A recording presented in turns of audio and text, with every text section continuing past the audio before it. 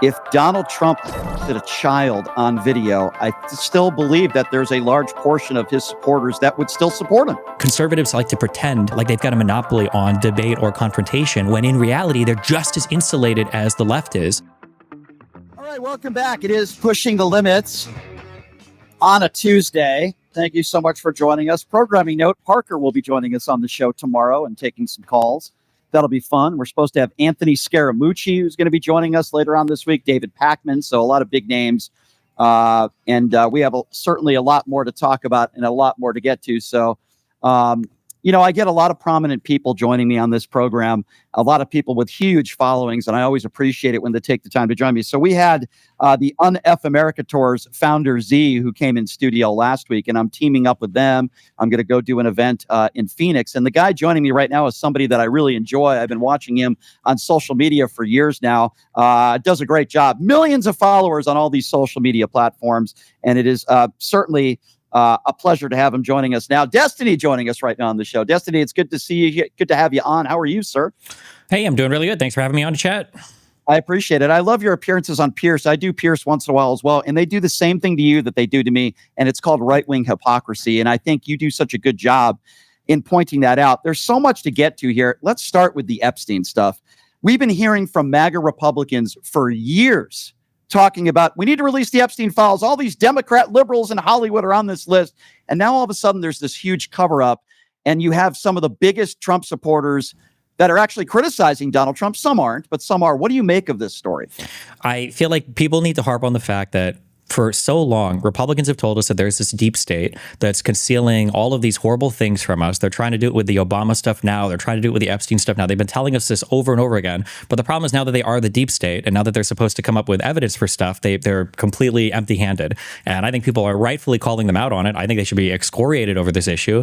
I mean, they've done how many PR and publicity stunts have they done where, you had Dan Bongo Balls was on Tim Pool talking about how he had a CIA op that was telling him all this information. You had the binders that went out with all of these right-wing influencers say this is just volume one. You had Pam Bondi making these announcements that the Southern District of New York had all of these files that they discovered, and now mysteriously they have nothing. So are we supposed to believe there never was anything and they lied about it the whole time? Is there something and they're covering it up? Like, what are we supposed to think? This is the party of QAnon, and now you're telling us there's no conspiracy, Yeah, and what do you make of the fact that they're trying to get to Maxwell now? That's what we're learning. So here's what I think. Here's my theory. They're trying to get her to exonerate Donald Trump and to get her on the record to say, no, he's not in these files. And then maybe she would get a lesser sentence, maybe even a pardon. That's what I think they're doing. I think the only reason they want to talk to her is not because they want to get the truth out, because they're trying to cover up what, in my opinion, is Trump all over these files. Well, if you would have asked me a year ago, I would say that the idea that there would be that type of coordination between different branches or different sections of the executive in order to concoct a conspiracy like that would be probably extraordinary and wouldn't happen. But then when you saw what happened with Eric Adams up in New York and you saw that they blatantly do this type of stuff, I absolutely wouldn't put it past them to do something like that. So if Miss Maxwell is walking the streets of New York in 2 years after we found out that actually there was absolutely nothing in any of these Epstein files and Trump was totally innocent, I don't know. It wouldn't bother me if people thought that there was another reason why that was the case. Speaking of hypocrisy, Destiny, and we are asked about this all the time to talk about BLM. Every single time we bring up January 6th, they always want to bring up the Summer of Love. But yet, if you beat a police officer with their own baton on January 6th, you're a hostage and you're a patriot. They try to pin us in a corner, right? They do it with you all the time on Pierce and on other programs. What do you make of this hypocrisy and the fact that some of these MAGA Republicans will never call out January 6th for what it was? A bunch of white supremacist thugs who are screaming, hang Mike Pence. You saw what happened on that day. What do you make of this hypocrisy when they talk about law and order? Honestly, I can't make anything of anything. I don't even know what is real about anything anymore. Was January 6th a big nothing burger where nothing bad actually happened at all? And the one cop that, died, that didn't happen. And the only person that actually died that was killed was not AOC, was Ashley Babbitt, who was innocently shot for no reason? Or was it actually a huge event that got instigated by a whole bunch of FBI ops that were on the ground and Antifa super soldiers that were there that were fighting at the same time? I don't know. Am I supposed to think it was a big deal or not? It's the same thing with COVID, right? Was COVID this super virus that was created and bioengineered in a lab to kill us all? Or was it a nothing burger that was just, not even worse than a cold that the big pharma used to sell us vaccines? I feel like the MAGA conspiracy theorists are living they're constantly in 6 different realities at once, depending upon what type of conspiracy theory they're trying to argue. Yeah, I agree with you. And now Obamagate comes back. And my theory on this, and I want to get your thoughts on this. Tulsi Gabbard was not in Donald Trump's good graces several months ago when she testified under oath. She said the nuclear capabilities of Iran, we don't feel like right now it's at the point where we need to do anything about it. I'm kind of paraphrasing what she said, but she didn't feel like they were furthering their nuclear capabilities. Then all of a sudden, Tulsi Gabbard is talking about how, we shouldn't be involved in another war. And then she's not invited to any meetings, and you don't see her in front of the media. Now, all of a sudden, she's talking about Obamagate, which is, by the way, a joke, right? I mean, we know that Russia did interfere in the election. It was in the Mueller report. Now, whether that changed the outcome of the election, I'm not willing to go that far.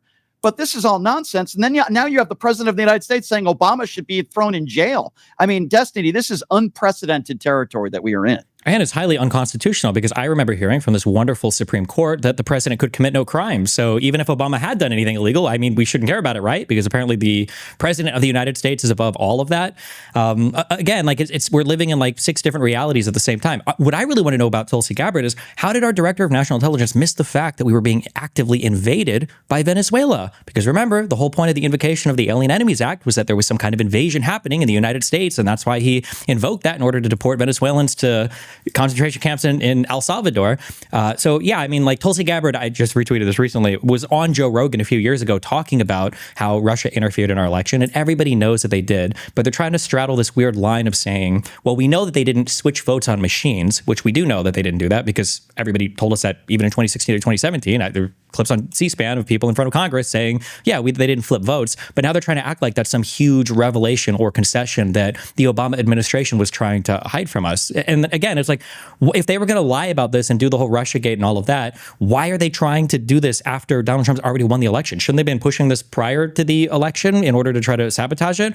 Like when Comey made multiple announcements about Hillary's email investigation or any of the other 50 billion, the Benghazi investigation, everything else, I think that one of the important things I think to keep in mind here is they're trying to rewrite a lot of the vernacular that we used to discuss January 6th. They're trying to reassign that to Democrats. That's why you're hearing them say, when you're hearing things like, why are they saying seditious conspiracy? It's because so many people in the Oath Keepers were convicted of seditious conspiracy against the United States. Why are they saying coup or insurrection in LA? They're saying coup for this because they want to get rid of the J6 coup attempt. When they say insurrection in Los Angeles over the ICE protests, it's because they want to have that in your mind when you think of insurrection, not January 6th. Yeah, and I've seen some of these debates you do with some of these people where they'll try to make that correlation to like the Brett Kavanaugh hearings and all that and try to turn that into some sort of insurrection. And my response to that is, first of all, does January 6th happen if Donald Trump doesn't lie about the 2020 election? Of course, the answer is no. Did anybody die? Were officers beat with their own batons? And can you imagine if that did happen and then say, I don't know, Barack Obama or Joe Biden called them hostages and patriots and pardoned all of them? Yeah, and even so, be careful to fall for this. Don't fall for this trap. And I can tell you wouldn't just because the way you're saying it. This is so easy when people say like, "What do you think about this and this and that?" You go like, "Oh, I think that was really bad. I condemn it." Like Biden and Kamala had to condemn the rioting and the violence on the BLM stuff when they were running for office. They had to condemn that too. That's so easy. It's like, oh yeah, I condemn that. I think that was bad. Now, what do you think about J6? And they'll never condemn that. It's never the same. And when I go on Piers, I don't know if you saw one of these appearances. I don't condemn any of it publicly anymore. Why would I ever do that? It feels like almost like a liberal minstrel show where I'm supposed to be up here taking the fall for every single bad thing that anybody, a sensible liberal, has ever done. And then meanwhile, conservatives, the majority of the conservative party doesn't even believe in the outcome of the 2020 election. And that's the exact same thought that led to January 6th. And I'm supposed to apologize for some act of violence where people have already been arrested and convicted of crimes. I don't remember Biden pardoning everybody for the crimes that happened when BLM was rioting, the same way that Donald Trump did on the J6 stuff. And that's not even scratching the surface of the insane pardons that this guy's done. Yep. And that's they do the same thing to me when I appear on Pierce. They try to make these weird analogies and put us into this corner. And it never seems to work. Speaking of which, let's talk a little bit about immigration. You debate a lot of MAGA people, as I do, on a daily basis, right? And when we ask these people, what are you happy about what Donald Trump has done in the first 6 months? Usually they always talk about, I love his immigration policy. And I ask them, are you okay with people not getting due process? Are you okay with people getting arrested outside of courtrooms when they're seeking asylum and they're trying to do it the right way? If you want to give them an incentive to do it the right way, boy, isn't that a great thing to do, right, Destiny? Arrest people right outside the courtroom. So, we all don't want violent criminals in this country, right? That's one thing. But a lot of the people on this new, what do they call it? The crocodile Alcatraz or whatever they're calling it. Most of these people are not violent criminals. And this isn't the country that I want to live in, Destiny. I don't think it's the country you want to live in either, where in front of Home Depots and throwing people to the ground and putting cuffs on them, in some cases not even identifying themselves. I don't recognize this country anymore, Destiny. And what do you make of Donald Trump's immigration policy and the way they're handling things? One thing that I wish here is I wish the Dems would have like a more coherent identity when it comes to pushing for certain policies or platforms, because it would make it easier to attack the right on their positions. I think something that's happening here, there's a couple of phrases in psychology, like expressed preference versus revealed preference, where somebody might think they like a certain thing, but then when you push them a little bit, you find out that they actually like a different thing. For a lot of conservatives, and I've been arguing this for a long time, you can run through this, you can do this whole like rigmarole on immigration debate where, okay, well, how many asylum seekers should we accept and what kind of illegal immigrant should we be going after? But the conversation has to be taken way back. And it needs to start with, do you think we should have immigrants at all in this country? Because remember, Donald Trump rescinded birthright citizenship with an executive order. And I think that the conversation needs to start there. Rather than getting lost in the weeds on like the minutia of what type of asylum seekers we want, we have to keep in mind that for a lot of these conservatives, they don't want any, And when they play this weird game of, we just want to get the criminals out of this country. Okay, sure. Why are you raiding Home Depots then? Well, if you illegally immigrated to this country, you're a criminal. It's like, oh, so you want to get rid of every illegal immigrant. That's where the conversation should start then, right? You want to do the actual mass deportations, which they all held the signs up for at the RNC. So it's not like we should be surprised. Right. Do you feel, as I feel, Destiny, that Make America Great Again, in most cases to me, is Make America White Again? Just based on policy, I think a lot of Donald Trump supporters, they're afraid because they don't want minorities in this country. And then when you hear a MAGA Republican in office say, no, we want them in here, we just want them to do it the right way, then why do you keep voting against bills where Democrats put forth to try to make it easier for these people to get a pathway to citizenship? If they wanted these people in this country the right way, why should it have to take 10 or 15 years for so many of these people to come in the right way? I just think it's Make America White Again. I think that's what this slogan means. I think there's an undercurrent of racism for a lot of it, but I think that in a more scary way, I think that less so it being racist, I think it's more of a very anti-globalist, xenophobic message. And the reason why I say that is because like some of the older neocons might have had these issues of racism, and the way that you deal with racists, there's a quote, it's like racism never survives first contact or whatever. Like generally, if you just see more people, you have more exposure in life, these thoughts kind of change. But I think with this new trend, the new like xenophobic ideas that are taking hold, these are powering so many really bad, toxic MAGA thoughts, because it's not just that they want to cut off immigration from so many other parts of the world. It's also that they want to tariff every single other country. They want to destroy our relationship with every single other country. They don't want us to be involved in any foreign affairs whatsoever, even if they're like strictly beneficial for both sides. They want to get rid of things like USAID. So I think that I think it's worse than racism. It's this very weird, ultra isolationist, America on its own policy where, they'll say, but usually they'll never say like, I want to get rid of all non-white people. They'll just say like, I want to go back to how many white people we had in 1960. Yeah, and what does that even mean, Make America Great? Well, was it great when women weren't allowed to vote? Was it great when we had slavery? Like when was it great? Listen, I'm very happy to be in the United States. I'm obviously not happy, and you're not happy who's running the country right now. But it's like when they say Make America Great Again, like I always ask them, when was it great? When black people had to sit in the back of the bus, when they couldn't use the same fountains that white people, like, I don't even know what that means, Destiny. I don't know what it means. Yeah, there's kind of this weird idealization of the past, and you kind of have to push people on that. There are people that I talk to who sometimes they'll present things as problems that I feel like in a different administration they present as opportunities. I was talking to one guy who he quit his job and he moved with his wife to a home that was twice as expensive. And he was talking about it was kind of a struggle because of the Biden inflation to survive, because they were in a more expensive house with a kid now with only one person working. And I'm just thinking, like, if Trump was president when you were talking about this, would you be saying instead that like Trump's economy is so great, I was able to quit my job, move to a house that's twice as expensive, and take care of our child at home? Like, I feel like the framing would be different. And then you've seen it on Piers Morgan. I hear so many times people will hearken back to 2020 as like the worst year ever for America, and they seem to forget who the president was. I hear Dave Smith say things like censorship was never as bad as it was in 2020. It's like, Trump was president. Remember how horrible the liberal lockdowns were in 2020? Trump was president. Everybody seems to forget that somehow. I don't know how. Yeah, that's actually a really good point. Destiny, I don't know if anyone's ever asked you this before. Unfortunately, it would have to be a PG-13 answer because we are on the radio too. But if you had the opportunity to sit down with Donald Trump, I don't even know if you would ever take that opportunity to sit with him behind closed doors. There's no cameras. There's nobody there. It's just you and him. I'm just curious, like, what would you, because you're just as you're just as big at criticizing Trump, for lack of a better term, as I am. I'm curious, what would you say to him?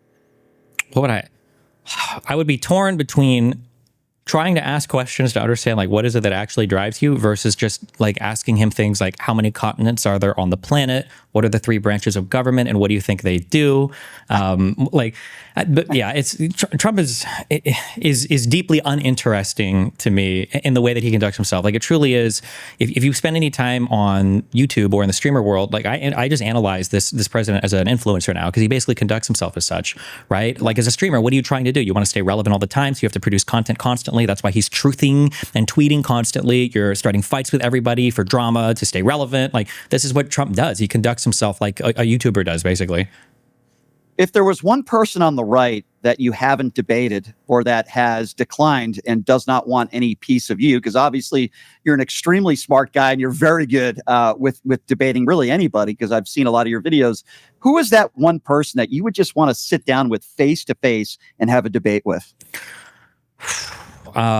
Joe Rogan would be fun to tear into, but I would also say probably more so than that, Charlie Kirk, I think would be fun to tear into. Any of these guys who make a living debating like unprepared college kids, I would love to sit down with one of these guys and see how does it actually feel to have a conversation with somebody who's more prepared for the conversation than just random kids that you're ambushing on a college campus.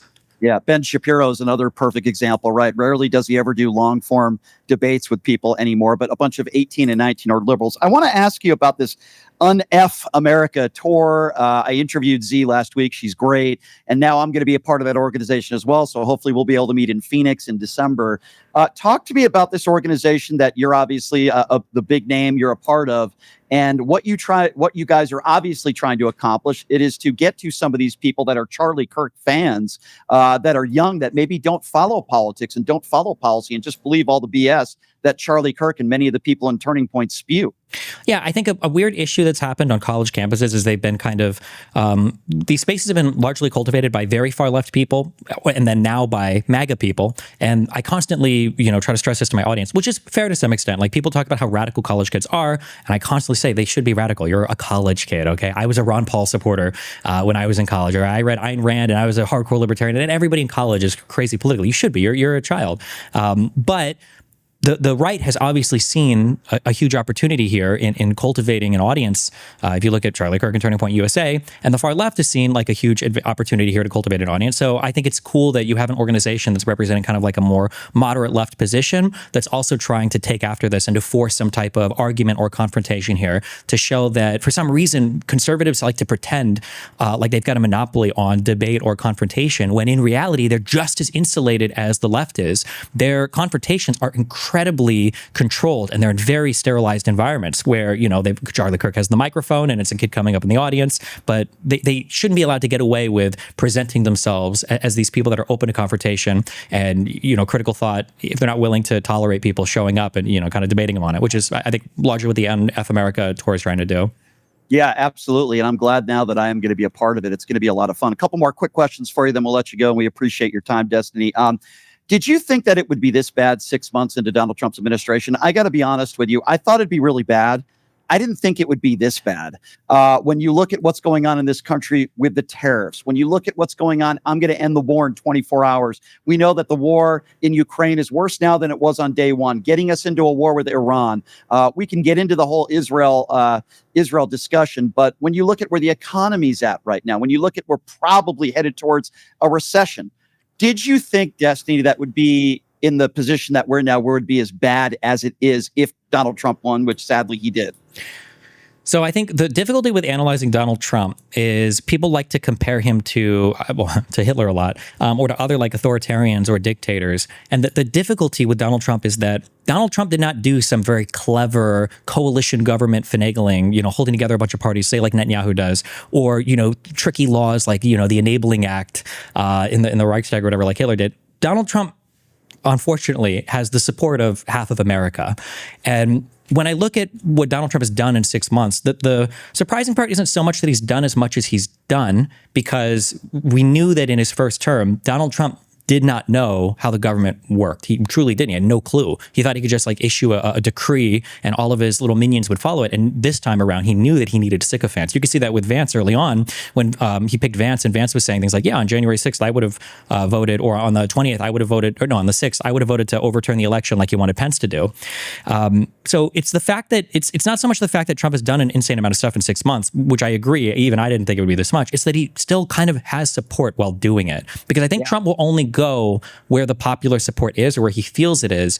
And it's just been so crazy to me watching Republicans tolerate almost anything this guy does. And every single time you think they're going to break apart, they come back stronger than they did before. Whether it's the Epstein stuff, whether it's the Iran stuff, whether it was all the failures in, with the Hamas ceasefires and the and the Ukraine-Russia ceasefires, or the crazy wacky tariff taco stuff, like the signal chat leaks, everything, they're still sticking by him. So it's like, I don't know, is there anything this guy can do that will shake Republican support? No.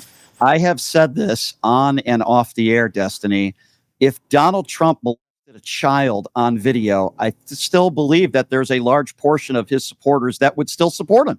And I'm not kidding. I really feel that way. I mean, what more evidence do they need of what a scumbag this guy is and how he's so disingenuous and a liar? But before we go, I want to ask you a few questions about the left, because you're one of those people that you're not afraid to criticize the left, and neither am I. And I appreciate that about you.